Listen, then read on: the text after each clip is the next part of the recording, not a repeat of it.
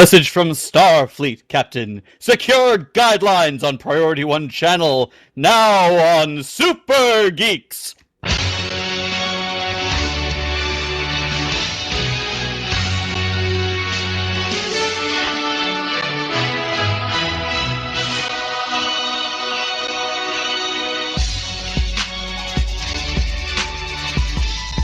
Alright, we don't need to listen to music, because this is one of those shows I want to get right into it.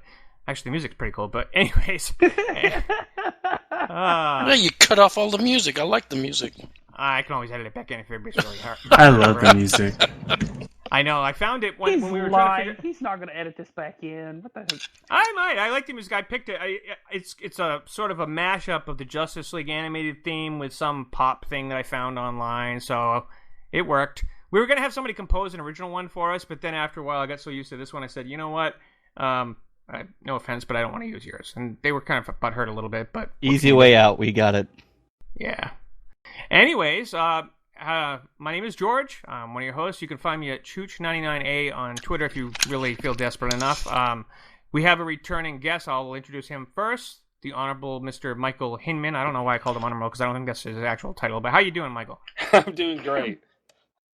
All right, we're He's kissing up. That's what's going on. He's honorable. Yeah, he's already kissing your ass. I know, right? Already kissing your ass. Yeah, can you give me a light sentence, please? Well, I could give him. I could call him Sir Michael. I don't know what. Do you have any actual titles, Michael, that we know of? Yeah, his goddess. I don't know. Something that like works. that. All right.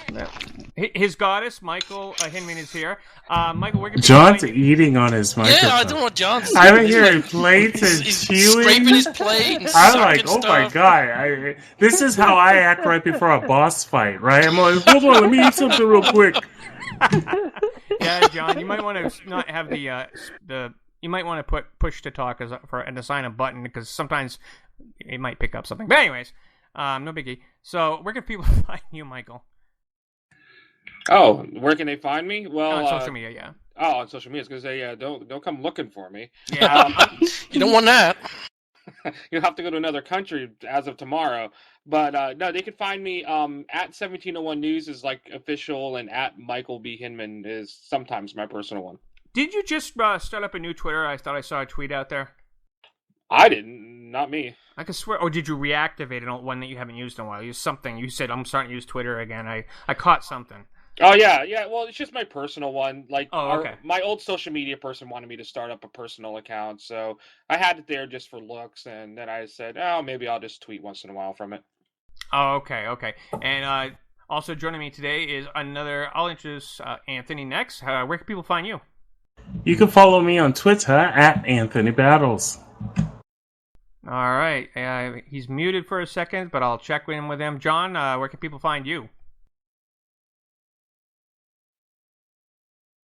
Nowhere, apparently. He's unmuted. Well, when you're able to speak up. You can find him on Forks and Knives. He's chewing, damn it. Leave him alone.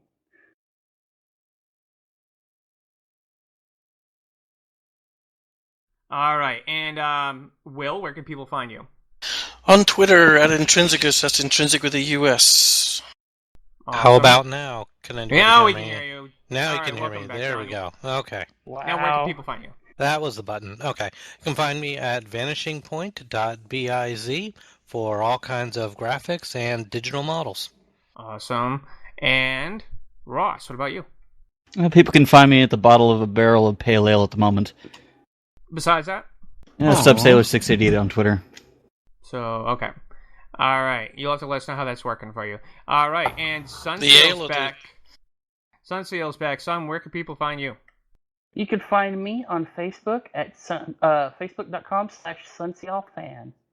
I might just do that one of these days. And we have a friend of mine who's joining us for this episode. He's never been on the show before. He's a DJ at Subspace Radio. He's also the assistant manager, DJ Consentis, also known as Marty. How are you doing, Marty, and where can people find you?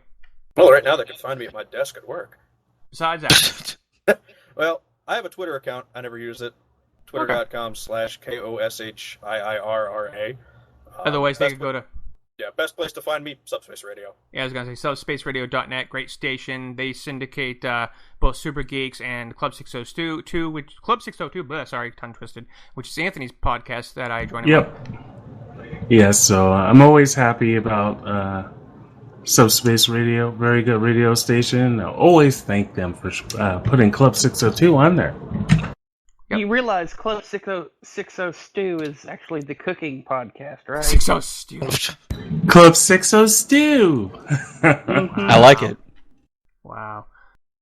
All right, so we have some controversial breaking news that came out today, which is why I asked Michael Hinman to come back, because it's sort of a sequel to the discussion we had the first time, and it involves the fallout from the Axanar lawsuit. Alec Peters had made a proposed, suggestion about guidelines, but CBS decided that they're gonna officially post them, and then it broke out today, and a lot of people are worried about interpreting it.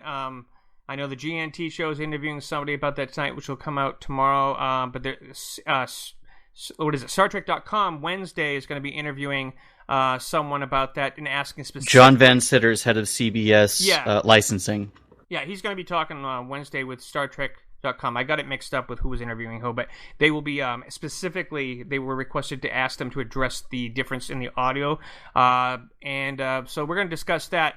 Michael, since you were the one who really got all this really going, I know that you had mentioned in some articles something about the fate of one of the fan shows, New Voyages, I believe. What's going on? What's the latest update? What, on New Voyages? On the fallout of these guidelines. I had heard you wrote an article. I hadn't had a chance to check it out about New Voyages being axed by CBS or something like that. No. James, I think about a month or so ago, announced that New Voyages had ended, that he was ending it. And that was before, it was after the whole J.J. Abrams thing, saying that the lawsuit for Axanar was going away. But all right. But before the guidelines actually came out. So, so from what I understand, he said that, and I know he said that a few other times in the past, but everybody I talked to says he really meant it this time. And it's his birthday today, too, which is kind of sad. Well, happy birthday. I did note that he had made this a month ago. He had said this a month ago on either a Facebook message to a fan or what have you. But I've not seen that announcement in any official capacity from New Voyages, specifically because the New Voyages website has been down for well over a month. And the New Voyages Facebook page has also been offline. Nobody's been updating it, but I'm a local for them, sort of. I'm about an hour and a half away from their studios. What I do know is they are still planning on doing their convention this year in September. I went last year. I can't go this year. Work won't give me the days off. Interesting. And which convention is that? They last year started up something called Trek Conderoga. It's not Trek focused, right. But they're going for that small town convention feel. As far as I know, it's still on because I still see stuff about it. Okay. Interesting. Does anybody who has a question for Michael, go ahead and jump in? What I was going to suggest is before we start questioning Michael, maybe we should explain what the rules are. Yeah, the new rules. And our own the impressions of it. know. Yeah. Yep. And then we could start that conversation. Does somebody just want to read them off the website? Yeah, I got the list right in front of me. Okay. The guidelines for avoiding objections, according to this so this is from StarTrek.com/fan films. The fan productions must be less than 15 minutes for a single self-contained story, or no more than 2 segments, episodes or parts not to exceed 30 minutes total, with no additional seasons, episodes, parts, sequels, or remakes. Number 2, the title of the fan production or any parts cannot include the name Star Trek. However, the title must contain a subtitle with the phrase "a Star Trek fan production" in its in plain typeface. The fan production cannot use the term official in either its title or subtitle, or in any marketing, promotions, or social media for the fan production.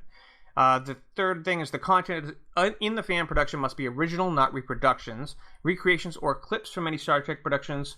If non-Star Trek third-party content is used, All necessary permissions for any third-party content should be obtained in writing. This would probably include royalty music, such as The Inner Light, and that's one of the things that always was a concern by CBS when I was talking to them way back in 2012 about my show Starfinder. Number 4, if the fan production uses commercially available Star Trek uniforms, accessories, toys, and props, the items must be official merchandise and not bootleg items or imitations of such commercially available products. 5, the fan productions must be real fan productions, i.e. creators, actors, and all other participants must be amateurs. They cannot be compensated for their service and cannot be currently or previously employed on any Star Trek series, films, productions of DVDs, or any of CBS or Paramount Pictures licenses. 6, the fan productions must be non-commercial. CBS and Paramount Pictures do not object to limiting fundraising for the creation of a fan production, whether 1 or 2 segments, and consist with these guidelines, so long as the total amount does not exceed $50,000, including all platform fees, and when the $50,000 goal is reached, all fundraising must cease. The fan production must only be exhibited or distributed on a no-charge basis and or sharing via streaming services without generating revenue. The fan production cannot be distributed in a physical format such as DVD or Blu-ray. The fan production cannot be used to derive advertising revenue, including, but not limited to, through, for example, the use of pre- or post-roll advertising, click-through advertising banners that is associated with the fan production. No unlicensed Star Trek-related or fan production-related merchandising or services can be offered for sale or giving away as premiums, perks, rewards, or in connection with the fan production fundraising. The fan production cannot derive revenue by selling or licensing fan-created productions, sets, props, or costumes. There's a whole bunch of other ones on here that I could go on and on. I'll link the site, but any specific ones that Number 7. Yeah. Refers to George. The fan production must be family friendly and suitable for public presentation. Yeah, sorry, Videos George. must not include profanity, nudity, obscenity, pornography, depictions of drugs, alcohol, tobacco, or any harmful or illegal activity, or any material that is offensive, fraudulent, defamatory, libelous, disparaging, sexually explicit, threatening, hateful, or any other inappropriate content. The content of the fan production cannot violate any individual's right of privacy. Note it says videos must not include. It's an audio series. Now that's They're gonna amend that for you, George. They're gonna amend it for you, George. I do want to say this though. If that's the way they're leaning, they've just by that there's like a good 5 to 10% of Star Trek in general that's dedicated to illicit substance abuse.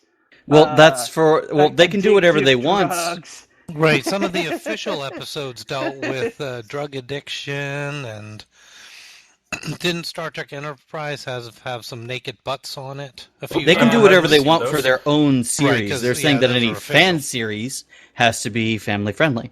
So what if you tried to do an episode on drug addiction similar to the Next Generation episodes? What were you trying to say something, Marty? Where's my Felicium dose? There you go. Right. Michael, what do you interpret the illegality of, or what they're trying to say here? Is this just to protect them from the fans getting too much okay to make anything they want, and so it's to prevent them misrepresenting the franchise? Well, I mean, obviously this is CBS and Paramount that they have to protect their brand. They can't have this be something where, I mean, it's turned into something that they don't intend it to be. If you created something that was, let's say that was not wholesome, like let's say it's not going to be on ABC Family, but let's say that it's something that at least a family could sit down and watch, like let's say Agents of S.H.I.E.L.D. or something, and then you suddenly turn it into like a really violent, like look at the Power Rangers thing that happened, where they kind of made fan film that was highly violent. And that's a good example. That was why they wanted to take it down. Yeah, because it's putting out that wrong message for what it is that they wanted to show. And by the way, I know a lot of people are saying, well, this is going to affect fan fiction. This is going to affect a bunch of other stuff. But one thing to remember about these guidelines, this is all about fan films. This is all about fan films. Everything about this is fan film. And and if you want to really make a porno version of Star Trek, which they do exist, they're parodies. You would actually be covered under parody, so right. You wouldn't have to worry about this anyway. But if you're going to try to do like a fan film and not, worry about if you can present it as a parody, then then you have to be very careful because, and these are guidelines. I mean, even at the very end of this, when you got to the end of the rules, CBS and Paramount says they reserve the right to revise, revoke, and/or withdraw these guidelines at any time at their own discretion. And this is not a license. So even if you could follow all of these rules, and let's say CBS, let's say Les Moonves doesn't like you, he could still tell you to shut it down or sue you. What I'm interpreting from this, there were two parts that stuck out to me. Not just the part where they say you can't do the profanity and all that, but the part about it must be original. What I think they're trying to prevent is non-porn parodies where people, because so many shows have been using Kirk, Spock, and the people that are in the films right now, and I think they're worried about people making yet another TOS show, but they're having Kirk like murder a kid or have an orgy with a bunch of aliens and misrepresenting or defaming their version of the character that represents the franchise. Sort of like the two rules are trying to create those margins that's just what I interpreted. I'm sorry. I think Kirk would be the first one to jump into an orgy. I know, but they want to be. All I have to say is I would, my limit is when Spock mind melds with puppies. Okay, I'm just gonna have to put my foot down on that one. What kind of So you don't want him mind melding with puppies? Okay? If they're You've got the mind rape of puppies? Is that what you're saying he's doing? I don't know. Well, I'm going to have my version of Kirk drive around in a 1960s car, even though he's in the 23rd century. Yeah. Well, hey, at least mind melding with puppies is more acceptable than I don't know, mind melding with a Horta. Well, didn't the Voyager found an old car floating in space, didn't they? Yeah. Yes. So, yeah, it was a truck. It was a truck. So why can't Kirk drive around in an old car? Just find one floating out in space. That's because Paris found it. So that was after Kirk. Well, didn't he ride around in an old car in the gangster Earth? Yeah, but that was the whole planet drove those cars. He drove around. That's they when also they went had to both Cuba. him and Spock in Nazi uniforms in an episode. Right. Yeah, well. Yeah, I mean, they've had Nazis on the show. I mean... Yeah. Well, many times. Represented Hitler. It's the only thing Voyager... No. It's the only thing TNG was missing is space Nazis. Pretty much. Michael, since you were talking last time you were on the show about how Alec Peters had been trying to, Facebook message and call it make it out like he was starting a chat, even though it wasn't against people's will, so to speak, to say he created a dialogue. Have you heard any chit-chat about how this group of people that you are colleagues, or not colleagues, but you're familiar with, are reacting to these official new guidelines?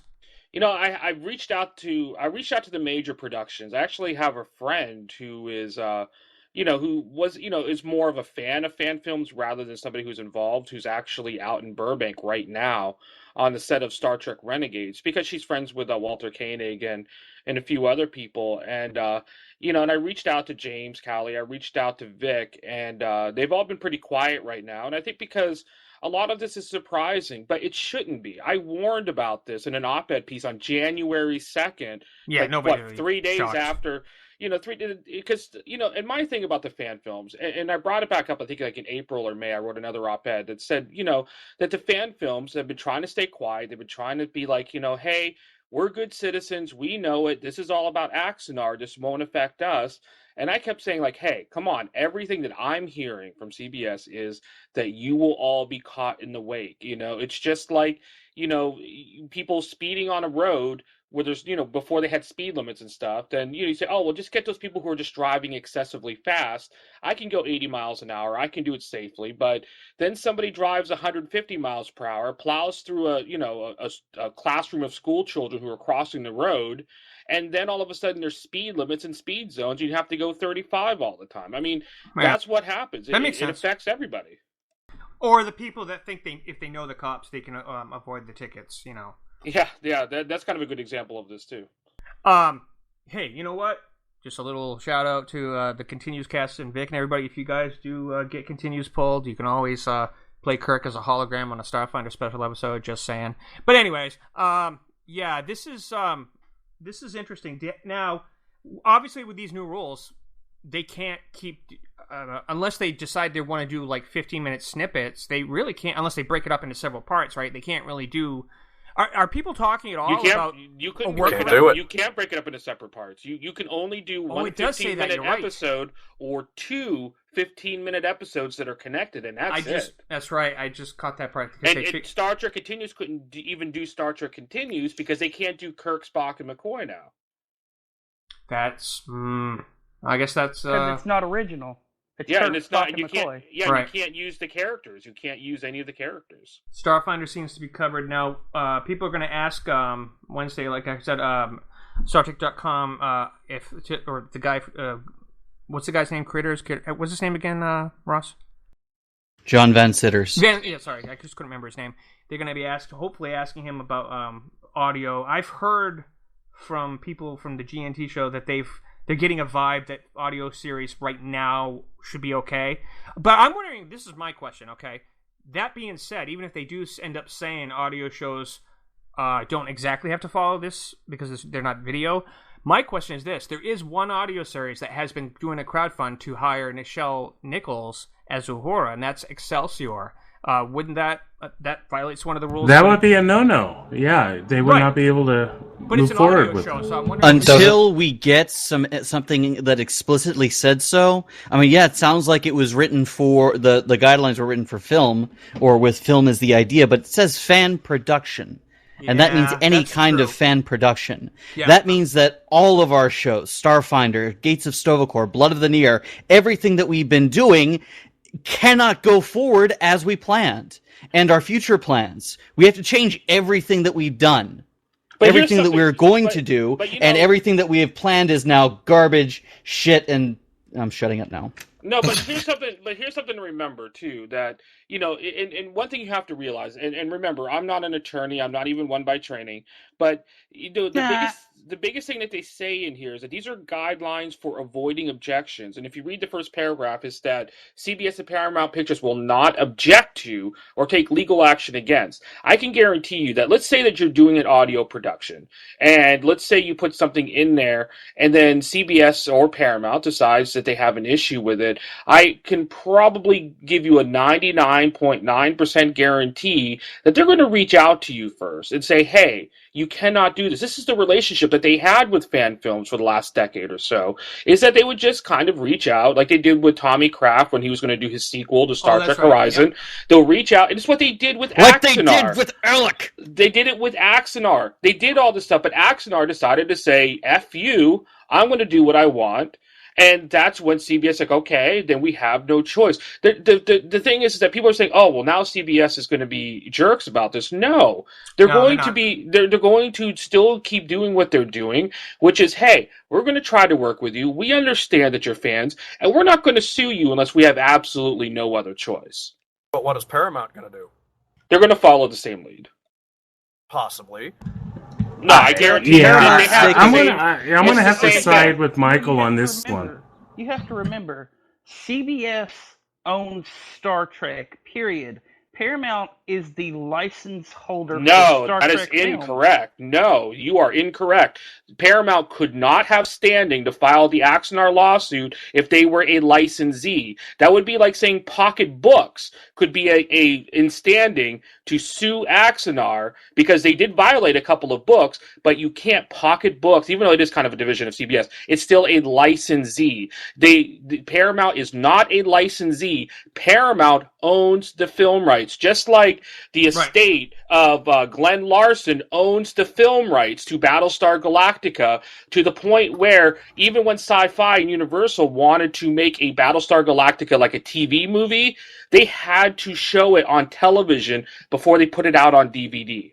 Right, Michael, could these fan fiction places, come to CBS from Paramount and say, look, we want to join your lawsuit as I forget the legal term of it, but, as an addendum to it, I guess. And say, look, we don't like what he's doing against this, and we want to join you against him. Could they do that? What? Who would do that? I'm sorry. The fan fictions, the fan guys, the people who are doing these fan. Look, they're saying, like we're on Renegades. we're on your side. We're not on his side. Well, I mean, don't they have, it's called legal standing? Yeah, They they don't. don't own the characters, so they have no right to join in with the lawsuit. No, but there is I forget the legal precedent, but you can join lawsuits not as a legal as a Oh, you standing mean like thing, as but part of a class action? as a, lawsuit? yeah, as a, No, oh, okay. I You still wouldn't have. You right. still have to have standing to have a class. I mean, you would still like in order to have a class. You know, to go into class status. And like I said, I'm not a lawyer, but I've covered enough courts. I can tell you this and watched enough LA Law. But in order to have class status, you have to still have standing. A fan film production would not have standing. The most that a fan film could do is say, "Hey, let me testify on your behalf," or "Let me do what those idiots over the Language Creation Society, whatever they were called, did with that Klingon thing that was distracting, which is file an amicus brief." And that, you know, they could That's file that's an what I amicus meant. That's what I curiae. meant. An amicus brief. That's what I But- meant. An yeah, amicus but that brief. doesn't make that in doesn't. support of the lawsuit, but you're Yeah. not a party of it. Right. Yeah. That's what I meant. That's what I meant. Yeah, so they could do that if they wanted, but I don't know if that would really help because I think that these guidelines are there. And my thing, what I was trying to say like 2 months ago, or I was trying to say a month ago, basically, is that if you want to try to influence CBS, at least Alec Peters got that part right. If you want to try to influence CBS and Paramount, you need to do it before they release the guidelines. It's just like when you announce a cancellation of a show. You know, when I've always told people, if you want to save a show, you better start trying to save it before they announce the cancellation. Because once you announce the cancellation, it's a uphill battle. And it's just like right now, they've already released the guidelines. They might make minor modifications here and there, but probably not to make it easier for the fan films, but only to maybe to close up some loopholes. And so it's harder now. Now the guidelines are out. I mean, there's not much really that can be done. How much do you predict is going to be clarity offered as more interviews from CBS? They seem to be, if they're interviewing with StarTrek.com soon, that suggests to me that they expected a lot of questions and that they gave them the exclusive to, you know, compile these fan questions from their website to offer them. Do you think that they are... Son, didn't you make a good point at one earlier when we were talking about comparing this to the canon Star Wars? It's not really canon what we're talking about, but so how Star Wars had guidelines for, you know, what's canon and what's you know, legends or whatever they call it. But I know it's not quite the same thing. But do you think they're going to create some kind of a group of people that would be the consistent people to ask if you're a fan production, like almost like a council for fan productions to contact them and ask, is this crossing the line? Can I get you to make sure? You know what I mean? Like, can people submit? Well, at this point, they'd almost have to. Can people submit to an email or something and ask, "This is our new idea for a show. Does it meet your approval?" If it's like, you know, we don't have that info yet, George. Right. We don't have any of that info. Might yet. happen. Anybody? It probably would. It probably would, because now that we have the guidelines, CBS and Paramount are going to have to put a team in place to do just that. But they already have a team in place, and more or less. I mean, this is not their only job, and it can't be their only job, because there's no way CBS and Paramount are going to invest a ton of money into supporting the fan film community. But they already do have people. These are the people that are the ones that typically reach out to Star Trek New Voyages. They're the ones that already reach out. Yeah, and they talk to the lawyers usually, and they probably get a directive like, "Hey, you have you have contacts with them. Let them know, kind of quietly, because that's the way that works. That because they can't look like they're providing any type of license at all, and saying like, hey, we don't really like that idea. We probably would suggest that you not do it." And so, and I mean, they already do that. And I think that's how they're not, I don't think there's going to be too much unless you're an established fan film production. Like say James Calley decides to do some form of Star Trek New Voyages under these new guidelines. I'm sure he could probably call up and ask questions. But I think if I decided tomorrow that I wanted to do a fan film, that I couldn't just start, there's no room for them to just let me start bombarding them with questions. They'll probably wait and react. They'll see what I'm doing. If I start doing a fan film, like some crowdfunding, then they'll probably reach out and say, Mike, you probably shouldn't be doing this. Right. I a few episodes ago, I talked about this. It was before we had you on the first time, Michael. When I first created Star Trek Starfinder back in 2012, I actually did reach out, because I just reminded myself when you just said that to me about who we could talk to. I remember that back when we were getting ready to launch it, I actually reached out to CBS Marketing. Now, I don't remember the lady's name, and I don't even know if she's still there. But there was a person that I asked questions. She told me the do's and don'ts. One of them was, You can't use any of the music because of royalty complaints from third-party artists, like the person who composed The Inner Light getting his music ripped off by fans for fan productions and not getting compensated, things like that. So no music. Star Trek Online, before they would endorse us, wanted to make sure that we didn't have any Star Trek music of any kind. It was all original. We had the theme composed, and we used royalty-free music for the filler. And then the other thing was, you could spend money that if you can prove it in an audit for production purposes, like if headsets, things like that. You could get some funds raised if it's for the show's production, and you can prove that on an audit. And the other thing was you couldn't use the Delta badge logo in promotional artwork because that's like their trademark. Yeah, they don't like you to use that at all. No, yeah. they don't. Because I had one poster where a girl had a shadow was the Delta logo, and someone told me that's not a good idea. And so they did give me some guidelines. So when Alec Peters was on his interviews and said, no one ever told us what the guidelines were, so this is all news to me, that's because he probably didn't ask.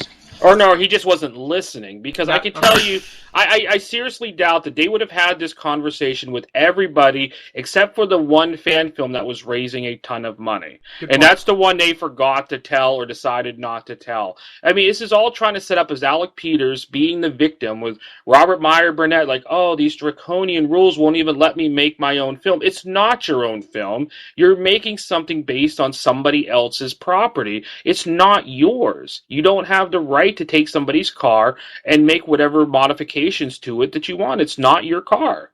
You know what I find absolutely hilarious in all of this, though, is that Axanar released like their trailer, the one that's been heavily criticized for being under par audio quality, reused, what seems to be reused quote unquote homages to Alien and all that kind of stuff, and it's like, people are re-uploading that on Facebook, and Alec Peters and Axanar Productions are going to town trying to get those copyright stricken.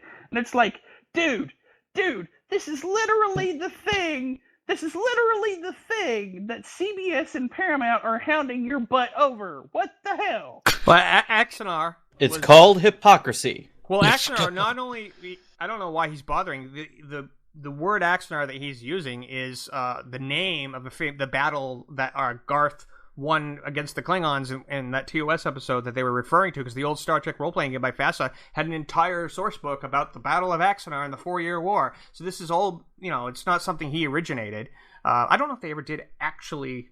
Do they automatically get a trademark for names like Axanar within the blanket when they make episodes that say a name of something, or do they have to do that separate? You don't really get like an automatic. I mean, like I said, I'm not a lawyer. I've had some trademark experience with the sci-fi thing, but in terms of trademark, which is separate from copyright, there's different types of things. You don't have to register a trademark, but the trademark it has to follow very specific guidelines. So you can't just say, oh, I wrote a story, I published it, and now I can just trademark anything that has a capital letter, to start off with, right. Any proper noun. You can't do it that way. Trademarks are more actually for branding. So, like where you can trademark like Star Trek, you probably wouldn't be able to trademark Axanar unless Axanar was a title of something of some sort, and that it would probably be limited to the scope of like a TV show or something like that. I mean, trademark's it's a little bit different. I mean, it would still have a sort of copyright on it, but like I said, once again, they don't have to own the copyrights on every single thing that they bring to the table. Yeah, it's a point of similarity, exactly. You got the Battle of Axanar associated with fighting Klingons and the Federation. So this is that right there. Those three ticks. So that I'm sure that the court would agree. What were you going to ask me, Will? You were starting to ask something. Yeah, I was going to say you can be a witness. You can go down the stand and say, "Look, I went into CBS. They gave me guidelines. When he comes back and said, I never got any guidelines," you can be a witness. I would happily do that. I don't think it's necessary, though, to be honest with you. No, I really don't. There's another interesting thing that's been going on today, and yeah, sure, all of the news about the guidelines has been going on. A couple of weeks ago, when Peters did the whole, hey, I'm going to drag everybody into a Facebook chat because we're going to discuss guidelines. Right. I think it was the guy from New Voyages that said not interested, and Alec Peters responded with, fine, then don't bitch when the guidelines aren't what you wanted because you weren't involved in the conversation. And somebody Facebook messaged Alec Peters today with that picture and said, don't bitch when the guidelines aren't what you wanted because you were legally involved. Oh, that's awesome. Yeah, that was Dave Galanter, the Star Trek author. Oh, nice. What did he write? Anything off the top of your head? He wrote books, I think. I don't read books. Well, So. I'm pretty sure that he was either a scriptwriter. I like that. He wrote books. I mean, I wrote reckon books. A writer can write scripts though for episodes. He wrote TOS fan fiction. I feel bad though because, like, when Dave first reached out to me, and I have to thank Axanar for because I've had a chance to make some new friends that I might not have mixed in with before, and Dave Galanter is really one of them. He is probably one of the nicest people I've ever met. He's very friendly. He's he and I have been chatting since probably January. And when he first reached out on me on Facebook, he's like, I'm sure you have no idea who I am. He's like, I know who you are. You're a Star Trek author. I haven't read anything, but I know who you are. You write books. You write books for Star Trek. I don't read books. I know who the authors are, and I feel bad though because Richard Lee Byers is an author I kind of know here, science fiction author. He's done different things, and he lives in the Tampa Bay area, which is where I am when I'm not in Grenada. And I've been on panels and stuff with him at various conventions, and and he's been to my birthday dinners and stuff. He's a really nice guy, and he always yells because I've never read any of his stuff either, and it's probably really good. I just don't read a lot of books unless it's written by J.K. Rowling, Do any of That's these a good authors send you excuse. books for free I'll just give to you try that. to get you to read? Well, no, trust me, Dave. I'm sure if I said Dave, I'll read one of your books. I'm sure he would send me every single book he read today just to get me to read it, and I'm sure I will eventually. But I'm slowly making my way through George R.R. Martin. I figure if I read as slowly as he writes them, then maybe I'll catch up at some point. We need to get you and LeVar Burton, the Reading Rainbow, together. Yeah, really. Well, a great way to read without reading is audiobooks. Yeah, I'm going to do that, actually. That's actually, that's a great suggestion because my thing is since I've been back in the United States for the summer and I'm leaving tomorrow morning, actually, to go back to Grenada. And, and I think while I'm back there, because I think I've gained 20 pounds since I've been back in Florida. And I think what I need to do is just, even when days when I don't have to walk anywhere in Grenada. You didn't sweat it out? I mean, what is it, 100% humidity? Yeah, Florida is so hot and humid. But we have air conditioning. You haven't sweated it out? Not in air conditioning. So you've been inside. Dude, even if you take the garbage outside, you will sweat. Yeah, but it's not a dry. I mean, as soon as you step outside, you lose 5 pounds. Do I come off as somebody who takes out the garbage? You don't even get outside. Come on. He ordered stuff into his house and he just brought into it. Mm-hmm. Yeah. What were you trying to say, Marty? I saw you trying to pipe up. No, it's just noise from the office. Okay, just making sure. All right. Wow.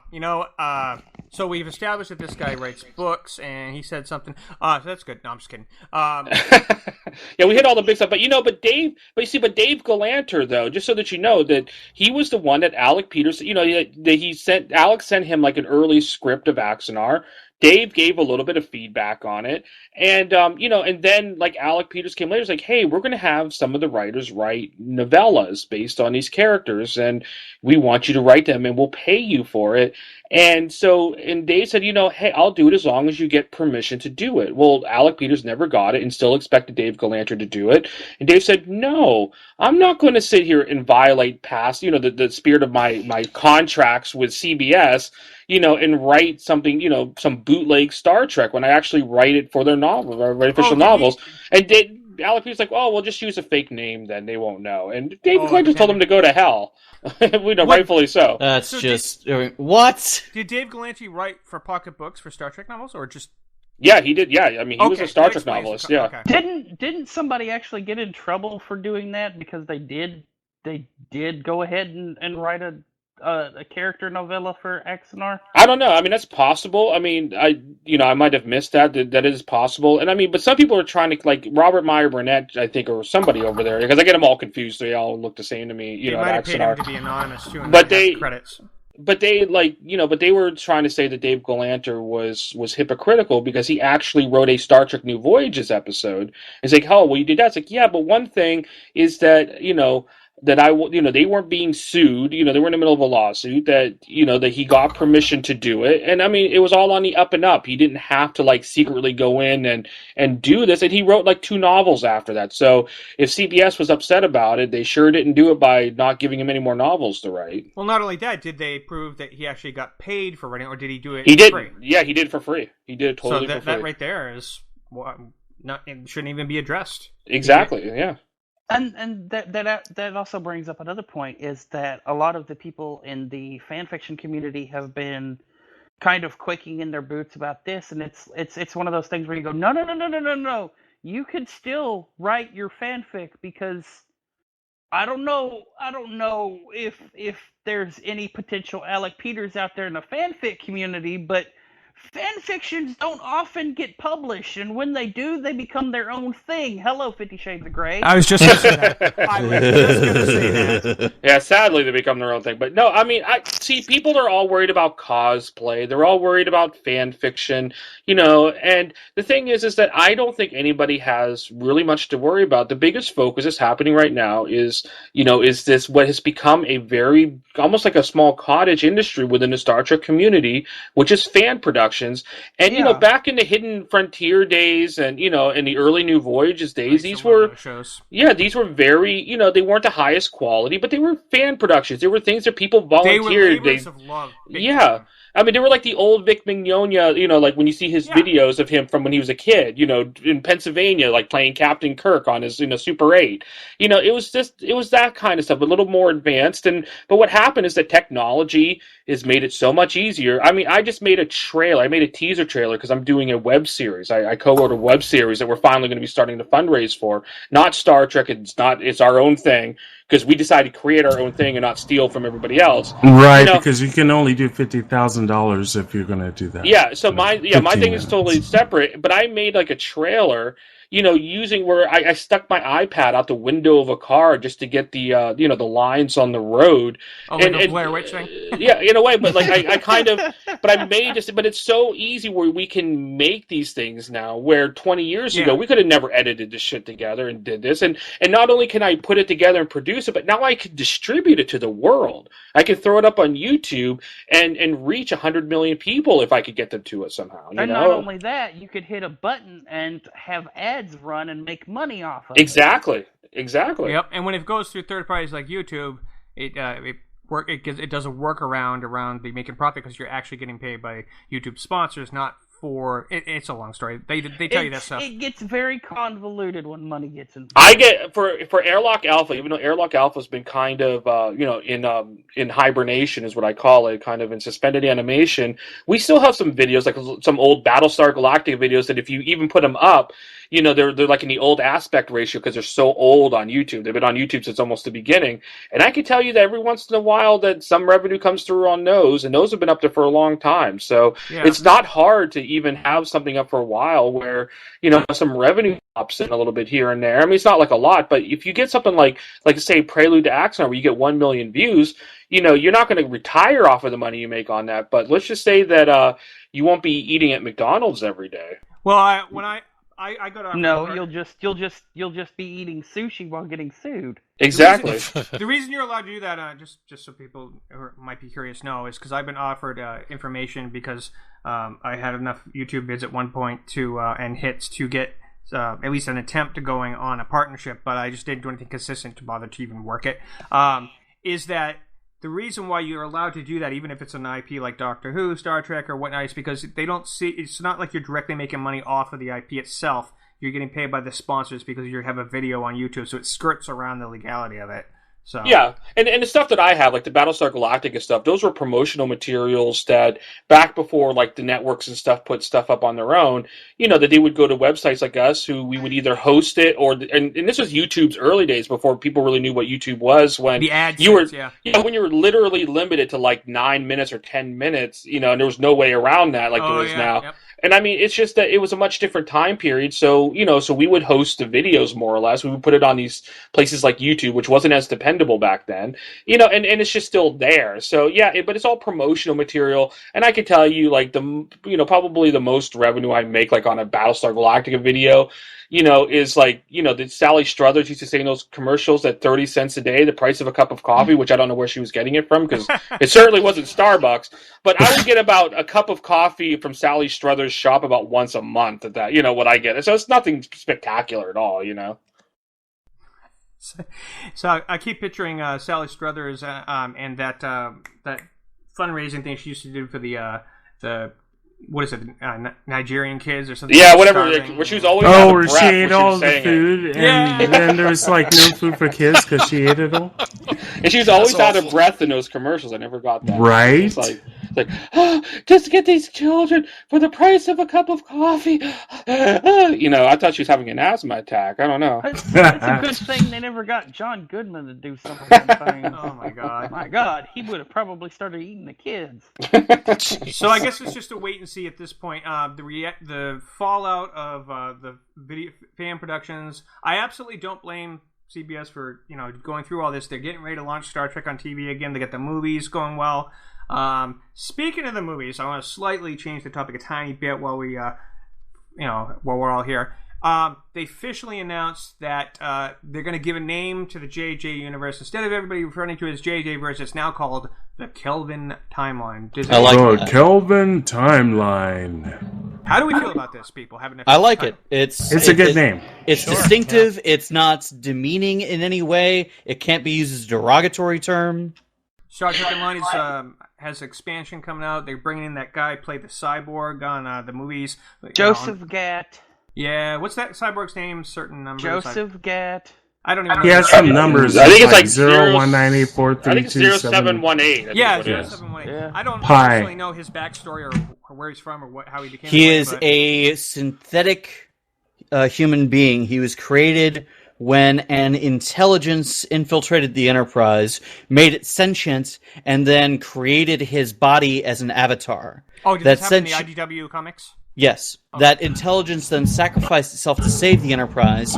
The body remained alive, and Spock installed a kind of operating system to make it living again. Oh, Star Trek the Motion Picture with a bald-headed girl. Yeah. Yeah, I mean, it's pretty much. I mean, that's actually not probably far off. But I'm okay with the Kelvin. I mean, I never called it the JJ verse. I always called it the Abrams verse, and I probably will continue to do that because, you know, I don't like to follow official stuff unless I absolutely have to. But could CBS sue you? But I believe that, like, the Kelvin universe is fine. The Kelvin timeline is fine because that was the beginning of it. That's the beginning of the timeline. Was the battle of the Kelvin. Yeah. So I'm perfectly fine with the name. I think it's good. I'm waiting for people to start making the jokes about Kelvin Time, Kelvin Klein. It also really gives it a legitimate feeling since it has a distinct name from an official source. They're legitimizing this timeline in a very different way. Well, I mean, it's not like the people in the Mirror Universe say to themselves, it's like on DC's, like The Flash, Earth 2 would probably call someone other Earth 2 officially, unless they knew which Earth was the starting point. So it's I'm talking about from a Mirror marketing Universe. Standpoint. Oh, I know. I was just joking around. Like, the Mirror Universe doesn't call itself the Mirror Universe. You know, that's the term that was created for it. Heck, I don't even think they referred to it as that on any of the shows either. No, they didn't. They said, oh, so this is the other place. The universe of the Terran Empire or whatever, right. But yeah, so the Kelvin timeline makes sense to me because that's the Kelvin incident with the Narada? Yeah, so that's when it started the whole change and alteration, so it makes sense to me. Have no problem with that. I wanted to quickly mention, too, Ross had recommended this, and I picked it up on Payday the other day. Green Lantern Kelvin timeline, Kirk and crew. Crossover. I have to highly recommend it. It was probably one of the best reads I've had in a long time, and it was if no one's read it, do yourself a favor, go to any of the sites that sell pretty much comic books, like Comixology, whatever it's called. Hey, I am all for that crossover. It actually puts green in. It puts green into that red and white and they have blue all the lantern types mess. They have General Chang with a yellow power ring from the JJ verse. Kelvin timeline. It's a hard habit to break, sorry. and he creates a bat'leth out of Better yellow watch it. energy. CBS is going to sue you. Yeah, We talked about it on a previous episode. Yeah, it's a really good mix. And then I'm getting ready to read Kirk and TOS Crew Meet the Legion of Superheroes crossover. I heard that one was good too. It's a little older, but yeah. Anybody else read any of those IDW? The Green Lantern one. Do they have pictures in it? Yes, they do. The Green Lantern was actually DC trying to see if they could make money off of Star Trek again and try and buy the license from IDW. Oh, is that right? Well, DC did once have the comic rights to Star Trek. As did Marvel. Yeah, DC did the worst job as far as the artwork. Marvel had a great run when Marvel started their run from the motion picture, and then when they stopped it, it was just between that and the Wrath of Khan. Then DC grabbed it. Marvel had had runs from all over the Star Trek spectrum. Oh yeah, you know what? You're right. They had Starfleet Academy too. Hasn't Star Trek been all over, even in Dark Horse? Yeah, it's been hoarded around. I don't think Star Trek hasn't been had by Dark Horse, but they were with Wildstorm for a little while. Oh, you know what? They did a good job with the second Marvel run because they had like the Pike era series, and then they had Early Voyages. They had an original one called Starfleet Academy. In fact, they took one of the. I love that series. They took one of the characters, Pava Eknor, the Andorian, and put her in the Titan novels. The Titans tactical officer for Shift 2. Yep, she is my favorite character. I love Pava. She is my waifu. First scene, Nog walks into the academy into his quarters. She's standing there naked, trying to reflect Ferengi customs and greeting him because that was the Ferengi way. And he's just like, okay. It was good. Anyways, Michael? Did you ever read any of those comics from Star Trek? Were you a follower of any of those? I think that the key word that would help you answer that was the word read. Read. That should help you. Because a naked Ferengi is not going to turn me on. So no, she was I don't know. She was well, have you seen a naked? It's not designed to turn you on. She was doing it to respect the Ferengi culture, so that of their women being naked when he came into the room to be his roommate. Have you seen a naked Ferengi that wasn't over 100 years old? I mean, Boogie isn't exactly the best example. But Rom probably isn't that bad either, so, you know. There was the episode where Quark had a sex change. I'm going to try to forget I even remembered that. But see, that's... Nothing wrong with that, just it was a weird episode because...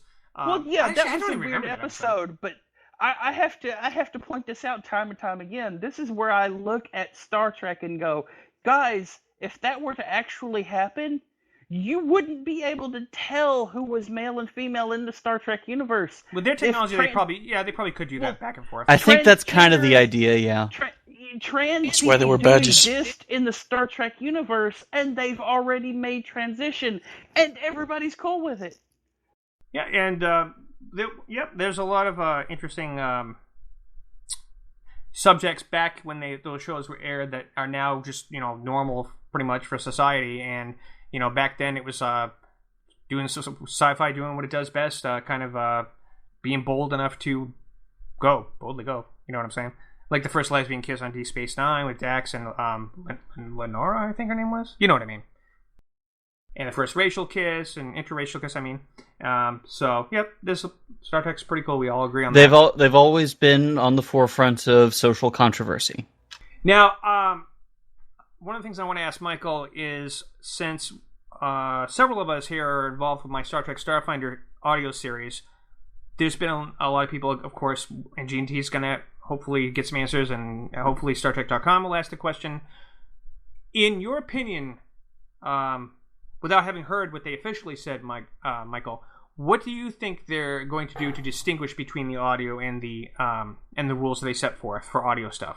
I don't think they will. I mean, nothing, and people think I'm being offensive when I say this. Not even to take the Star Trek out of the name thing? But, taking the Star Trek out of the name you might want to do, but I think the rest of it, I don't think CBS and Paramount are really going to pay it too much attention. And I'm not saying that to be mean or dismissive, but the fan film community by itself is a very small segment of overall Star Trek fandom. And I can tell you probably the audio adventures is probably even smaller. Yeah, and it's just because, the video part's visual and people like to look at things because, just like porn, you don't want to just hear porn, you want to watch. I don't, No, but that's you're what absolutely right. that's what my friends say. Although What Pornhub about is women releasing can porn watch for the the blind. 900 numbers? Yeah, You what you about phone porn sex. lovers? Yeah, Phone we'll forget sex. those. No. Yeah, now you don't need that anymore. But What do you but think phone sex operators were for back in the day?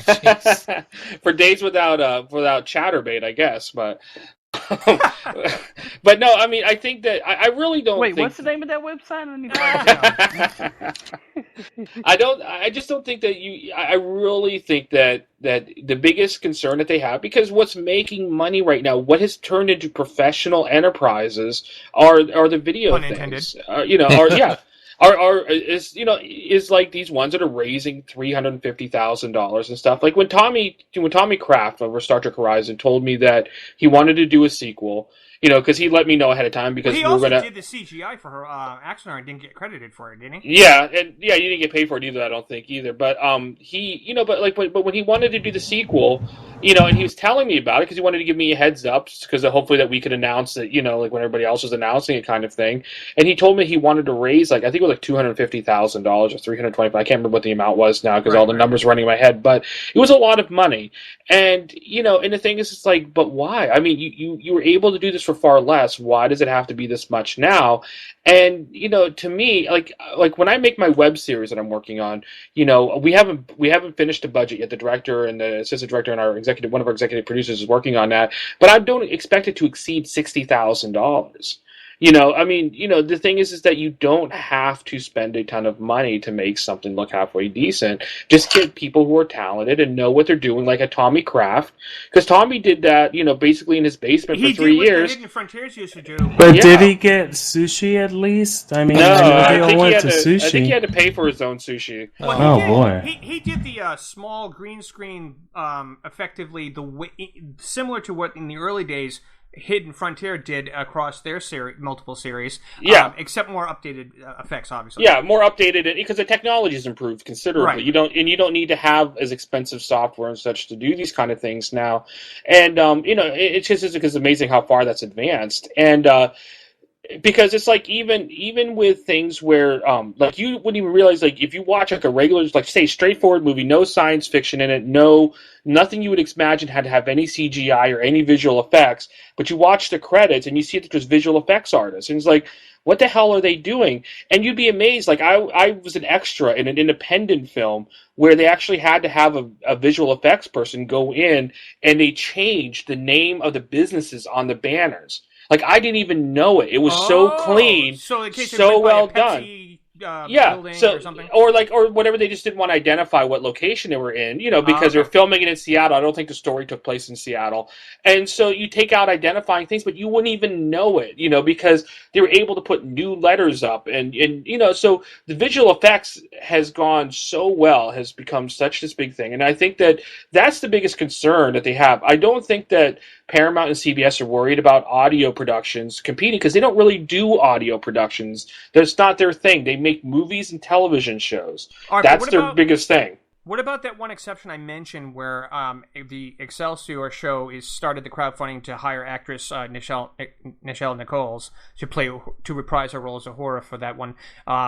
Because a lot of people are saying, what I've been hearing is, I think you even might have mentioned it, that there's not going to be grandfathering if someone did something before they laid out the roles. We don't. Yeah, I'm not sure where the grandfathering is going to be yet. I asked our CBS spokesperson, that I communicate with, and they didn't have an answer. They said basically, wait, that John Van Sitters is supposed to be on, on the official podcast on next Wednesday, and so there may be more answers. I'm assuming this because I let them know, like, hey, I'm getting a lot of questions about grandfathering because, like I said, Star Trek Renegades right now, which is a production that, like I haven't said too much about them, because I kind of think they're probably like teetering on the line of like, Right. of where it might be problematic to begin with, but they haven't been sued, so I'm not going to say anything because they haven't been sued, and it's up to CBS and Paramount who they sue and who they Some don't. people But have- they're filming right now with Nichelle Nichols and Walter Koenig, and and I think somebody else is out there too. That these names, these Star Trek Tim people, Russ. Tim Russ, where under these new guidelines they can't do it. So are they allowed to continue filming? Will they be allowed to release this, or is it dead as of now? That's the big question. I'm just going to go on a limb and say no. I had heard that the reason why Renegades wasn't being focused like Axanar was the distinction that Renegades was being pitched as a pitched pilot as a TV series versus a film that Axanar used for its claim. It doesn't help you though. I mean, I can't decide I'm going to pitch a pilot for Hawaii Five-0 and raise money and pay people to make one if the CBS would. Yeah, if CBS didn't give me permission to do it. So and they make it a second one when they never.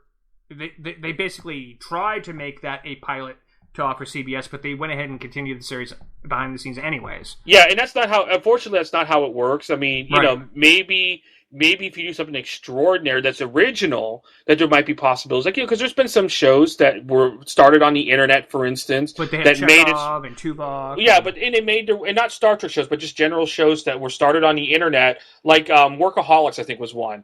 Like that was on Comedy Central. It was an internet program that it made its way over to Comedy Central and it became a show there. And there's several others. Happy Tree Friends. Yeah, there's a bunch of them. I think that horse one that was on Netflix, like the animated one, I think was another example. But the thing is that if you're doing somebody else's property, if you're like basically doing a Star Trek and you're paying people and you're raising money to do it, I don't think CBS is going to look at that as a backdoor pilot kind of thing, because they didn't commission it, and they don't want to encourage others to use that as a loophole in order to start making these things. Because then everybody can say, Axanar can say, hey, this is just we're just doing a backdoor pilot. It's going to be 2 hours long because it's a mini series, like Battlestar Galactica was. Wait a minute, I mean, so you got to watch about those loopholes. When we had to close that off, because when you say backdoor loophole, that gets into all kinds of different territory. Wait, yep. No, that falls into parody. Remember? Parody. Yeah, parody. I've seen That's those. good. I've seen those. Never mind. What's her face was Sasha Grey, the porn actress, made quite an awesome Vulcan in this one. Anyways. Just had to throw that out there. but that's the thing you have to worry about. That even Renegades, no matter what you call yourself, unless that you're officially, I could sit here and say, like I'm going to go to George's house and I'm going to redo his yard because I'm an expert in lawn care or something or whatever that they do, and I'm just going to go in and redo it, and it's going to be beautiful. It's going to be something that people pay tens of thousands of dollars for. But you know what? If George didn't want me to come into his yard and mess it up, he would really have a real legitimate beef on being pissed off at me. If this place is a dumping. But you just can't do that. You just can't take somebody else's property and decide that you're going to raise money to pay yourself and others to make something of it, and then say it's just a pitch, and we're just doing this pitch and we're going to release it to the public, and then see what they say. You just can't do that. That's just not how it works. Yeah, and also I mentioned this a long time ago, but. There was a guy I remember who did he made money off of original comics that parodied superhero characters using Dad Studio and Poser 3D programs that me and John use, and he got a cease and desist from DC, but they gave him very nicely. Just like you were saying, CBS has been known to do they didn't take action without reaching out to him first, and they said, "Look, the reason why we're talking to you is you have one of your characters. I think her name was, she was a Wonder Woman spoof character for a porn comic, and they said you can have her be an Amazon. That can't be copyrighted, but you got to get rid of her. She has too many points of similarity. You got to get rid of the red, white, and blue, the lasso, and you can't have her name Diana." And any wonder in her name. If you do that, we'll leave you alone.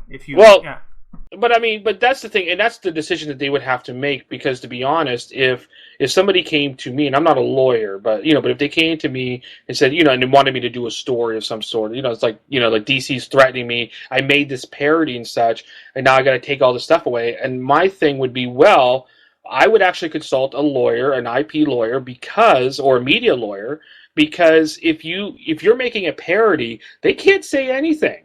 Right. And, as long as it's protected as a parody, there's nothing they can say. Like, they can't even come after you for saying this ain't Star Trek. Those XXX parodies. You're using Star Trek in the name. You're using actual that are identifiable as characters from the shows.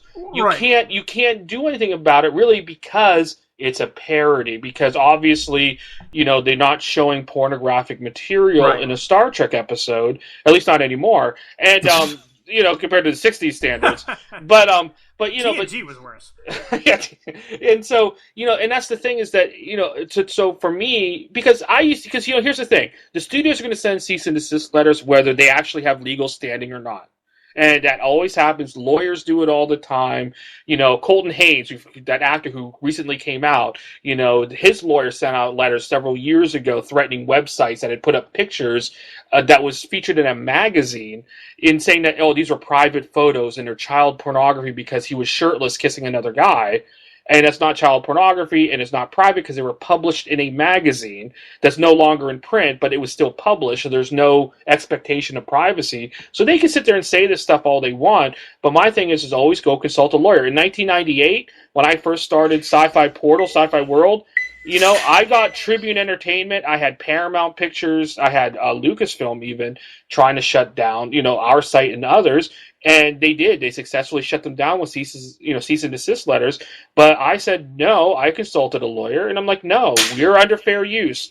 And we're willing to defend it in court. And if you want to file a lawsuit, let's go. And thank you for the publicity while we do it. And I never heard from them again. It's just, sometimes you have to consult a lawyer. Like, don't just buckle. Because somebody says that you're violating their property doesn't always mean that's the case. Beverly Crusher got more nookies than Riker. On the other hand... I do also want to say that not just lawyers, also lawyers in training, because apparently, how many cease and desist letters has Peters claimed he sent to Vic Minonia and continues and this, that, and the other? Yeah, because anybody could send, I could send a cease and desist today to you guys if I wanted to, just saying whatever the hell I wanted. But it doesn't mean that cease and desist does not have the force of law, and the cease and desist isn't even required in most cases. Like, if you were violating my copyright, I don't have to cease and desist you. I could just file a lawsuit if I wanted, But the thing is that we don't want to spend money on lawyers. We don't want to spend money fighting a court case. The benefit of the doubt to yeah, and 9 times out of 10, I've had to send cease and desist in my life. I mean, I've run a media website for 18 years online where people just like to copy and paste stuff and put it into message boards and Usenet forums way back in the day, and and all of those things. But the thing is, I could tell you that 99.9% of the time, all I need is one email saying, hey, thank you so much for your enthusiasm. Thank you so much for enjoying our stories. But please understand that this is what it's costing me when you do it. And could you please just do this instead? And they do it. Every once in a while you get a dick who won't. And then you have to have the lawyer send an actual cease and desist. And that gets them to shut up usually. And luckily I haven't had to sue anybody. But that's usually how it all works. But it still doesn't mean that I would have had a legal standing, like in terms of that I would win a lawsuit or anything else. But in this case, like for CBS and Paramount and Axanar and everything, it's who has the most money to drag this out, and I can guarantee you it's not Axanar. That's why Trump always tells people I'm going to sue you, even though he doesn't end up doing it because he thinks if he has to, he can. Yeah, right. Well, one of the problems that he'll outlast you. One of the things is that you have to determine whether your creation is worth fighting for. So Paramount comes around and says, "Take down your image, or we're going to sue you." Well, you think it's fair use, but it's going to cost you $500 an hour to talk to a lawyer. You're going to take it down. What do? You're going to take it down. And yeah. you say, okay, fine. And that's Here's probably the thing the that smart thing to confuses do, me. though. That's probably a smart thing to do. Here's the thing that confuses me about this entire situation. He was contacted by CBS. He was probably issued a cease and desist. There were all sorts of early warning signs that were given prior to the lawsuit. At what point did he think, I can fight for this? I can outspend a multi-million-dollar corporation in legal fees. At what point does he decide that he can win this when it's very obvious to even someone who isn't legally trained that there is no chance, and he's going to ruin it for everybody? No, because stay tuned on Super Geeks. To him, he thinks it's fair use. It's also, and that's what he's going to fight to for. him, he's fucking David going up against Goliath. Take a drink. Take a drink. I can take down the bad guy because I'm in. Oh, I'm Take a drink, God. Ross. Take a drink, Ross. But here's the You get a thing. slapping sound effect? He was betting on the court of public opinion. Yes, exactly. That's what I was going to lost. say. Whoever just said that is that that's exactly right. Marty what said he it. felt was Marty. That was exactly what what I was thinking too. Is that he was expecting that the entire fan community, the entire all of Star Trek fans and Trekkies and stuff, that we would all bind together. People like me, I'm anti-mega corporation. It pisses me off to no end that for the last 6 months I have had to defend not one mega corporation but two. And it's like, why? Why do I have to do this? It is because they're right. And I'm not going to sit there and be anti-mega corporation when they're right. And, and said he was hoping that fans would put pressure and and let them back up. But guess what? He's such a dick to fans that even if he, was halfway right, they're still going to say, screw you. We're not going to do anything with you. It's simple narcissism is what it is. He was, exactly. He was the perfect example of a narcissist who have a higher inflated manic belief in themselves and what they're doing, that they're on a pedestal that will put them as the what's the word I'm looking for, that word when someone is a martyr, like a martyr, something happens. Yeah. He And is that's what quite he's- literally a Garth of Izar in his position. Is He's his a method ability actor, that's as for sure. chameleon. Then let his ass burn. His message is quite literally his chameleon change. His message changes depending on what evidence is presented as fact against him. Yeah, I think he, like Christian Bale, he got a little too into the method acting of his character, and it affected his brain. Yeah, except Christian Bale knows how to act. Yeah, good point. Good. All You're right. thinking He also Ledger. knows how to drink and No, swear. I was thinking Christian Bale. Christian Bale was the one who went off on somebody on one of the sets. Exactly. He doesn't get out of character until the movie's over. He's also quite literally the Donald Trump of the Star Trek franchise. Think about that. Everything that comes out of his mouth is like so freaking inflammatory that people go, no, you can't do that. You can't do that. And yet there are still like these droves of people that follow him for some ungodly reason. It's He's because a celebrity. These are people, and remember, a lot of these people that, they were upset about where Star Trek is going, because no matter what you do with something, in order to keep it going, you're going to have to change it, because audiences change and everything else changes. So Star Trek has to change in order to survive.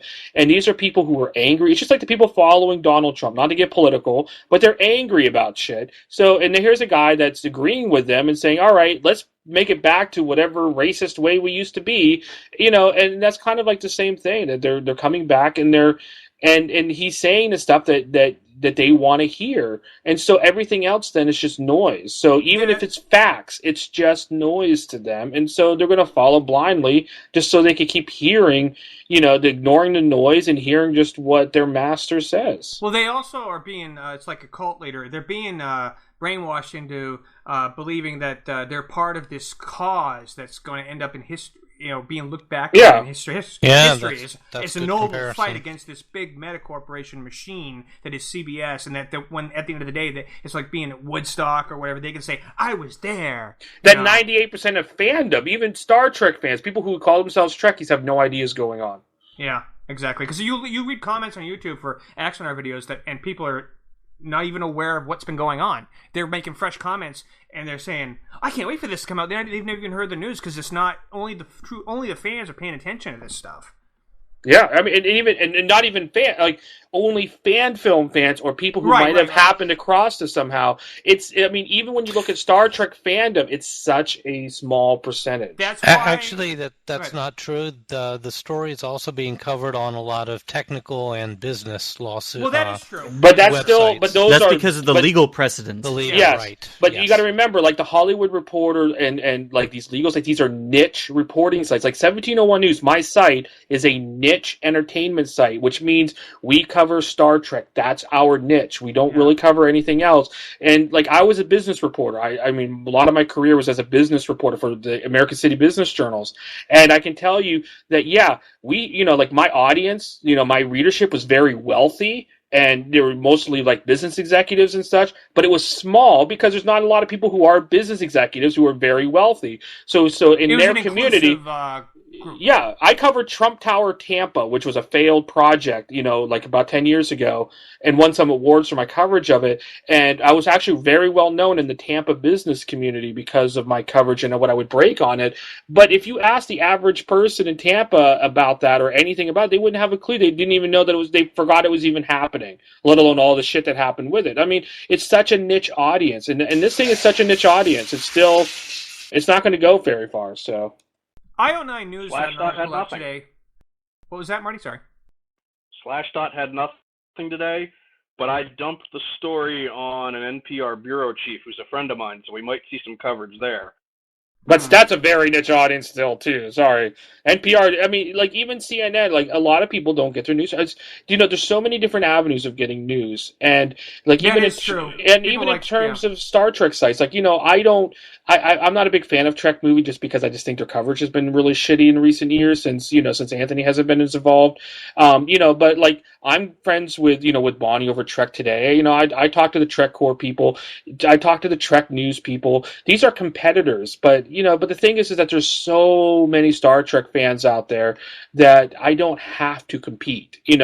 We could all split them up even unevenly and have plenty of people. And that's the thing. There's just so many outlets out there with so many people that you can put this stuff up on CNN. And I mean, there's people who probably haven't even heard of the Pulse shootings yet, because they're not paying attention to news. There's a lot of people I dropped it on the NPR bureau chief. I dropped it on the NPR bureau chief, who's an hour and a half away from where New Voyage is filmed. Oh, really? And I'd given him a lead with New Voyages last year with the convention as well. You covered that for SSR? Covered for SSR last year. That's cool. But I can't go this year. Yeah, that's true. All that's very true. I'm really curious. IO9 broke something today. Well, it wasn't really a breaking thing. It was just an update. They were saying that the Axanar lawsuit isn't going away anytime soon.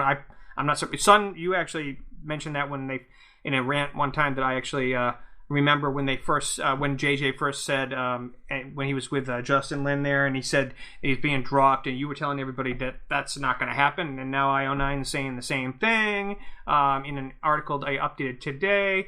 That's another example of a site that they cover more than Star Trek, I believe. And they're really behind on this because I said that I think the 2 days after Justin Lin said that the lawsuit, or J.J. Abrams said that, I did that 2 days afterward. I only haven't read one of your articles, and that was the one I was mentioning earlier that I'd heard you talked about the New Voyages thing. But other than that, I usually try to keep up with your articles. But I do remember you saying something like that. Yeah. So what I had originally said was that this whole thing, it's only going to work out one of two ways.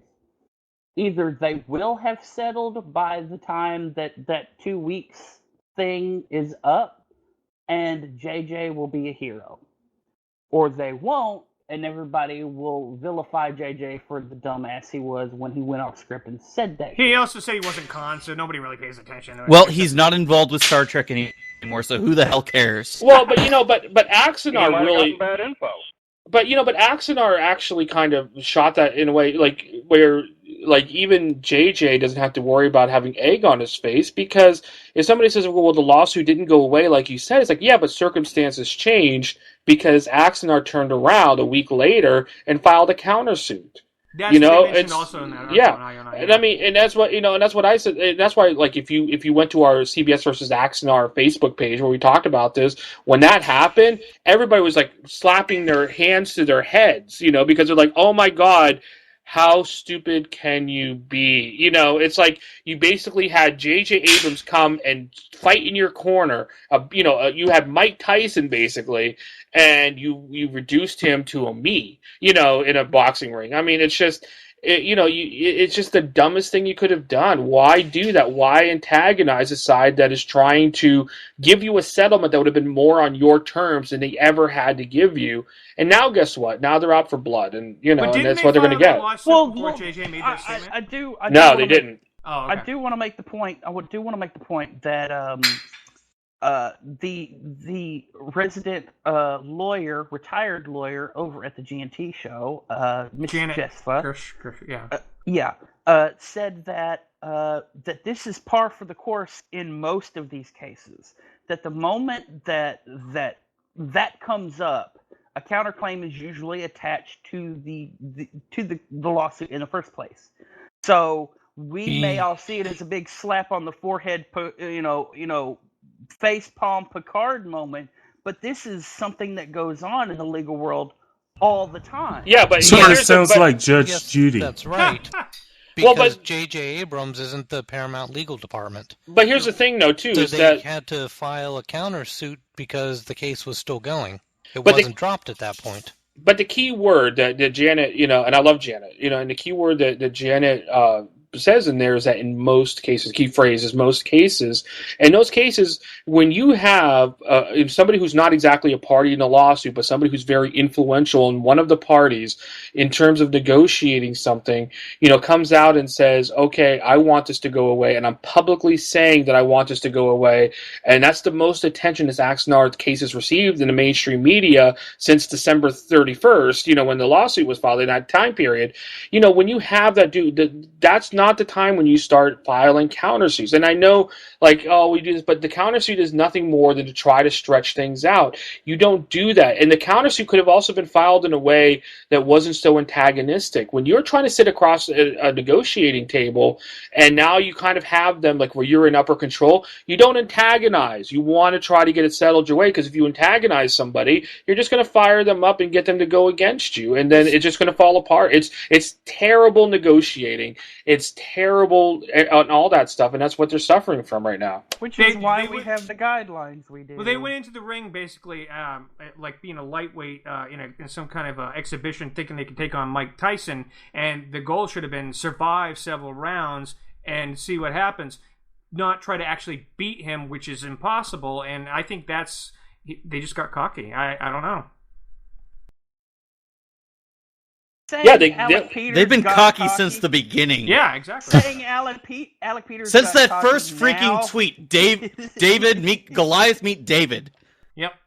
And but I understood that approach in the beginning, because by saying that, by making it a David versus Goliath thing, it's a very good marketing tactic to try to say, hey, we're a little guy, we're being targeted by these big guys who has far more money than we do, and they could easily wait us out in a lawsuit and win, even if there's no merits to their case. But the problem is that there is plenty of merit to the case, and that it's to the point where you're antagonizing an entity that can come out tomorrow and say no more fan films. And now they're saying, okay, we'll let you have fan films, but now they're so heavily restricted, you can't do any of the fan films that exist right now. Now we all have to figure out what the hell we're going to do moving forward.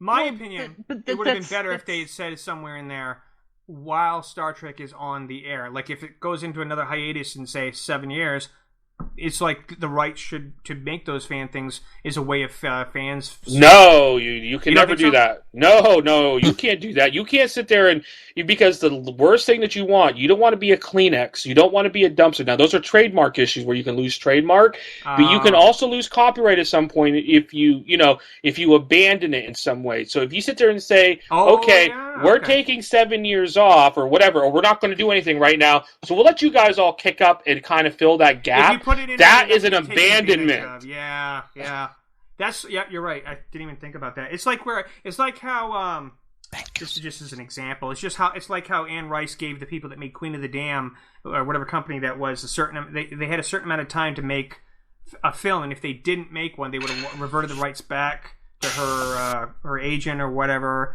and so they quickly made Queen of the Dam, and it would wasn't the way it was meant to be coming out, but they had to hurry up and make it. So basically, 20th Century Fox with the Fantastic Four movies. Yep. Yeah, and but remember, those aren't abandonment issues. Those are options that they sign, and in their contract, they put a time-specific period so that a studio doesn't buy the rights like Queen of the Damned and then sit on it for 15 years, which they could. CBS hasn't officially given away any kind of power. Yeah, so that's a little bit different from an abandonment issue. That's more saying, all right, I will let you have the movie rights, but if you don't make a movie within 5 years, you better give it back to us because we're going to sell it to somebody else who's going to make a movie, because they don't want Queen of the Damned to be sitting somewhere to where 15 years from later, when everybody's forgotten about it, it'd be like 50 Shades of Grey when it was really hot. They made a movie, but if they sold to somebody who just sat on it for 15 years, by then 50 Shades of Grey people have forgotten about, and and nobody's going to want to make a movie on it. So they want to be able to get the full value of those rights. Right. But that's a little bit different from abandonment. We're talking about like saying, all right, I'm not using this anymore, so you use it a little bit more, and then if I want to start using it, I'll come back at it. You have to be careful. Like I said, I'm not a lawyer, but trust me, a court could easily see that as abandonment of the copyright. So, and the language of whatever if they put it in a statement publicly of some kind, official statement could be abused. Yeah, then you're also looking at licensing. That almost becomes, because what they're doing now is essentially a de facto license, even though they say it's not a license in their guidelines. But it is kind of a de facto license in a way, but one that they also give themselves the right to say, we can change the terms of this whenever we feel like it. It's definitely fascinating, and I can't wait to see how this unfolds. I'm going to jump onto one more subject, and then we'll see what happens for time. Sadly, Star Trek has lost one of its own recently. Anton Yelchin, who plays Chekhov in the now called Kelvin timeline, the J.J. movies that started in 2009. That's sadly so sad. He died from what looks like a defective gear shift in a Jeep that he was in when he was trying to read some mail. It got pinned, and that's what a handbrake is for. Well, there was a big defect in this vehicle. Apparently, allegedly, right? There's a lot of people coming out and saying they had accidents in that type of model. Right, but the thing is, the car's not going to move, even if it's in drive, as much if the handbrake. He was on a hill. But anyways, I know what you're saying. But we don't know all the details. No, again, we don't know the details. But if it's a defective car, that's awful too. If you put a car in park, because the defect is, if this is it doesn't go into park. Yeah, but you think it's in park. If you put your car in park, and you're on a site. This is California. You're not gonna. I wouldn't think of putting on the foot brake. I always put on my handbrake whenever I stop my car, and I put it in park, and I'm in a park anywhere. I put my handbrake on. Your handbrake is that a stick? Are you in a manual car? He's from England. He means the emergency brake. Oh, okay. I was going to say, because a handbrake is usually what you'd have in a stick. Will so is you don't old. have a park. No, I'm from England, so the handbrake. Will is old. The cars he drives uses whatever it is, it's a handbrake. We call them emergency brake. We don't call them crash cans. You call them bins. We call them trash cans. Let's okay. They're called bins. Jargon and logo across the pond. Am I the only person that does the same thing that lady from Honey, We Shrunk Ourselves does, with putting a cinder block behind the back wheel? Probably. The military does that for their... Yeah, you're the only person to do it. I'm not going to carry a cinder block around in my car. Yeah, who carries a cinder block around? I guess Sun, maybe. Sun, apparently. That's bad on gas mileage. But here's the thing. And I don't know exactly. It's going to add weight to your car. This must be a southern thing, then, huh? I'm just speculating, though. But it seemed like he probably pulled his car out of the garage. He probably put it in park, jumped out, went to go open the gate or something that he was doing, and probably something he does like a million times. Exactly. And I know. And this time that it went into, like, he thought he put it in park, but it indicated wrong, and it was in neutral, and it was on enough of an incline, where it was able to roll backwards and crush him. But the thing is, he didn't die right away. It took him for a minute to die because he died from asphyxiation. Yeah, that's the worst part of that story. That's awful. Yeah. That's very sad. I am happy, though, to hear that they're going to be dedicated. I remember back in the Undiscovered Country came out in 1996, I think it was. I don't remember. 1991. Oh, was it 91? Yep. Oh, okay. Well, I remember when Gene Roddenberry just died, and I remember being in the theater on opening night, and the very first words were for Gene Roddenberry. So I'm hoping they do it for Anton Yelchin. They will, both him and Nimoy. Oh, they're dedicated to Nimoy also? Ah. Yes, they are. True. That's true because he died between Into Darkness and this and Beyond. So that's true. This was. But whether they appear actually- in the beginning or the end is the big question. No, I mean they Right. could put it in the I beginning. think the question is, or it are could be they the going end. to replace him, or are they going to end the series? I imagine they'll replace him for They'll movies recast going him. forward. I had some people point out that just end the they series. shouldn't do that, and I don't agree with that because there's a lot of people who play Chekhov. You know, Walter Koenig, Anton Yelchin, and It's not a lot of people. That's two. That's two. That's two. That's not a lot of Where are people, the that's others just that two. equals a lot? They recast people all the time for different reasons. Look, there were 2 actresses for Savick, after all. There was actually Yeah, but three. Kirstie Alley Three, but didn't yeah. die. You know, that's the thing. Right. So, but still, some people. This whole thing has made me realize I'm a terrible person. Why is You that, know son? why? Why? When I heard that Anton Yelchin had passed away, the first thought that crossed my mind was, well, they did say somebody was going to die. And that's Beyond. Sulu, from what I assume, from what I'm hearing, but I don't know if that's actually true or not. I heard rumors that Sulu's daughter's picture's on, and they're trying to get everybody sympathetic to Sulu in the beginning, and then, I don't know if it's true because the trailers suggest that his life pod gets his escape pod. Hey, Chooch, Yeah, sorry. you're stepping on toes, buddy. I don't know if it's true or not. Trailers can be misleading. But No. You're stepping on toes because I was trying to say something and you butted in. Oh, okay, go ahead. Go ahead. That's just Chooch. That's just me. Go ahead. I know. So my first thought was somebody. Well, they did say somebody was going to die for Beyond. Okay, cool. That's a little bit morbid, but it's kind of funny. Oh. My second thought was, I wonder how many sons have died on Father's Day and then have had to be buried by their father. Yeah, that's true. That is pretty ouch. Yeah. I think, and to be honest, Chekhov is a great character, but I think Chekhov is a minor character. I mean, he wasn't even introduced to the second season, and so yeah, that's true. I really loved Anthony Yelchin's work. I liked him all the way back in Hearts in Atlantis, whatever that was called, which I thought was a great movie. And I actually watched Huff, the Showtime series, and I thought that was a pretty good show, and I thought he was great in it, and I liked him as Chekhov. And I thought he actually did take an interesting approach to the character. But to be honest, I mean, it's still so early. I mean, they don't even have to think about this right now.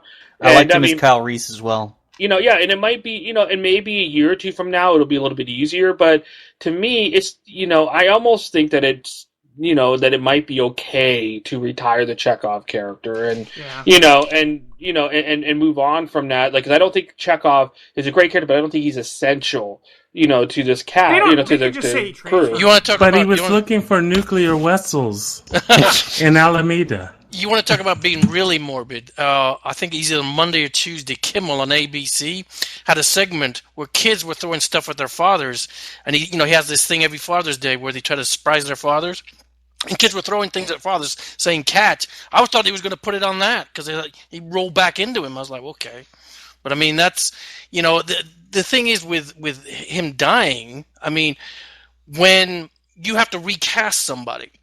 Do they have to just have the character say they're transferred? Yeah, I mean, or he got married, or he moved off somewhere. But he has been an integral part of Star Trek. Would the fans say, okay, well, we're just going to let him go? I mean, he's pretty popular, I think. I mean, the character, but he's not that major. You know what I'd really like to see? You know what I'd really like to see is because we now have a Chekhov gone, even a new Chekhov. This would be the perfect time for when they make the 4th film, because Anton Yelchin has already done all the stuff for this movie. You could bring back Shatner, Koenig. Is that where you have? No. When they start on the 4th Star Trek movie with this Kelvin timeline, what greater time to introduce Lieutenant Andrews, the tri-armed thing from the you mean Eric's? No. Oh, come on! None of you guys like Eric's? He was cool. They have CGI now, and they do a good job with that. But I don't think they could do that. But all I think you have to do. Okay, so I compared to Paul Walker how they could have killed the character off for the ending of Fast and Furious 7, but instead they just got his brothers to help and did a send off, and the character went off into the sunset. Now this is an alternate timeline anyways. Who's to say Chekhov stays with the Enterprise? They could easily just say he leaves and use some kind of CGI to fake him saying goodbye or something. Yeah, because I don't think that you have to necessarily kill off the character either. And I know that people want to do that, and sometimes you do that. Like, I mean, like in soap operas, one of the things is when you have actors portray characters, but they switch actors out all the time. But if you have like Gene Cooper, who played Catherine Chancellor on Young and the Restless for like 35 years, and when she passed away unexpectedly, they just killed off her character. But then, like on one of the sister shows, on The Bold and the Beautiful, they had an actress who was there from the very beginning. She died, like about 15 years or 20 years into the show's run. Alfonso from Days of Our Lives, they've never recast Hope. Yeah, but even there, but instead of killing off her character, they just said that she was off, like almost as a funny thing, that she would like send postcards because she was on some Caribbean beach with Cabana Boys, and that's why she was enjoying like her new retirement kind of thing. And I don't think they ever did kill off her character, and I don't think they have to do that. I don't think they have to kill off Chekhov. I don't know. It's so soon after Anton's death that he could have been transferred to the universe equivalent of the Reliant. Or the Excelsior. I was just going to say that. Yep, he's on the Reliant. Or that's true also. But they don't see. The thing is, this is an alternate universe. They don't have to say Chekhov stays with Kirk the whole time. Yeah, look at what J. Michael Straczynski did when they went back and shot Babylon 5: Lost Tales, and they had to deal with the fact that Richard Biggs and Andreas Katsulas were dead. Oh, that's a good point. That's true. Yeah, sometimes, I mean, and this is like, I mean, what happened to Gates McFadden for a season? She went off to Starfleet Medical and then came back. It's just like, they were to do it, and where did Dr. Pulaski go? Who gives a shit? It's just like, it's just those things that you could almost, or not even mention that he's there because, crew come and go all the time on ships. So, so Chekhov was there. And yes, he's one of those original characters, but somewhere during the movie, the next one. Or don't even. I mean, you might maybe make a mention, or maybe he's on Risa. You send him off somewhere. Maybe Q grabbed him or something. Or maybe the Traveler came and got him instead. And took him instead of Will Wheaton. I mean, there's just all these things that I don't know. I think it would be, at least right now, it would be hard for me to say let's recast him. And I think that Paramount has plenty of time. I mean, they have at least a couple of years to think about whether they want to recast it or not. They have expressed that they are interested in doing a fourth movie. They just haven't confirmed it. I think it'll obviously depend on how well Beyond does. But yes, it's been confirmed as far as I know. They do have intentions to do it, right? Yeah, as long as Beyond does well enough, for them to justify it, I think you will continue seeing more movies. Yep. Yeah, I'm sad that it happened. Unfortunately, it's just the way life is. Sometimes we lose people like Paul Walker. Like I said in the Fast and Furious, they picked a unique way to send him off. Luckily, he had a lot of brothers that looked like him, so they could fool the people at the very end. So there's so many tricks they could try to pull off to decide what to do with Chekhov. And it is a ship that rotates, not only shifts on the ship, but crew in and out, people going on shore leave, people temporarily going off in a shuttle to go catalog a nebula while the ship takes off and does something else. There's so many things they could say happen is why Chekhov's not. And I think at least as far as television is concerned, more than movies, because movie franchises, there's not that many, that continue making like Fast and the Furious and some of these others that make a lot of movies, so like for television you see this more, but typically when you have people die, actors who die on television shows, usually you also send off the character. Like, usually don't recast. It's kind of unpopular. Like, The West Wing didn't recast, the vice presidential candidate when he died. They didn't, they just had the vice president, presidential candidate die. It always depends on how critical that actor was to the role and whether they really think they can cast someone that will do justice to fill their shoes. Yeah, but I think there's still kind of a thing where people just don't like that. Like, just that sometimes you get kind of a bad response to that, from the public. They recast Savick, and she didn't even look at all like. Yes, but Kirstie Alley didn't die. I'm saying, like, when somebody dies in real life, Kirstie Alley, unfortunately, is still. I mean, thank goodness, is still alive. She has not. You said nice save. All right, have you guys seen the show Spartacus? Yeah. It was on Yes. Stars, Oh, yeah, and now he it's on died. Netflix. He didn't die yet. The first actor died, so then the second season was a flashback season, or a prequel, and then the next two seasons were with a new actor. Yeah, but I believe the recast of Spartacus, if I remember this right, because I remember sitting at Comic-Con with the new actor and the producer of that show. I never watched it, but I believe that when that part was recast, the actor was actually still alive. He decided to retire because of his cancer had progressed. He didn't die until after the part had been recast. He knew he wasn't going to be able to. Okay. I hate to be the one to bring this up, but because some people here are reading J.K. Rowling, Dumbledore? Hello? Oh, that's right. That's a very good example. That's a good example. Yeah, that is actually a good example, son. I mean, it's not like somebody in prosthetic makeup of an alien who obviously won't be as noticeable, like, say, someone like Odo or, that cyborg guy in the JJ universe. Kelvin timeline. But yeah, so it's just sad that we lost somebody. A lot of people are still hating on the Kelvin timeline. They're just like, they just have no vision that this is just an alternate Trek universe like the Mirror Universe. It doesn't have to be hated on just because you don't like it. Doesn't mean it's like destroyed Star Trek. It's an alternate option. And look, either way, he was family. Is what I'm trying to say. He was family. You speak heresy. He played one of the characters that everybody loved. Whether it was in that universe or not doesn't matter. He is a member of the family, and we lost a member of the family. That's how I felt. And by the way, one way, go by what Sun said, and she's right, I forgot about Dumbledore. That's a very good example. And I think, though, that what worked for that, what made that where people didn't have a negative backlash is first understanding that the character was essential. But I also believe that Richard Harris had, always thought very highly of Michael... I keep saying Gambon. Gambon, yeah, I was thinking Gambino for some reason, but Michael Gambon thought really highly of him. Always felt that he would be a good understudy almost for that part, kind of thing. To if he couldn't continue with it, this other guy could do it. And if I doubt Anton was thinking when I die here of old age, because I'm 27, I got to think about those things that maybe somebody else could step in to do it. But that might be a way of doing it too. Is where but again, Chekhov isn't Dumbledore though, unfortunately. He's a character who has been played by another actor before, and so he was the second Chekhov. He wasn't the first. So it's not like, say, some role that, we just lost the only person that's portrayed them before, I think that makes a difference. Well, there's a thought. Bring back Walter Koenig. I was saying that earlier. If they just do an alternate universe where he's older and he's retiring. Have him be like the old have him be Chekhov from the future of that universe who comes back.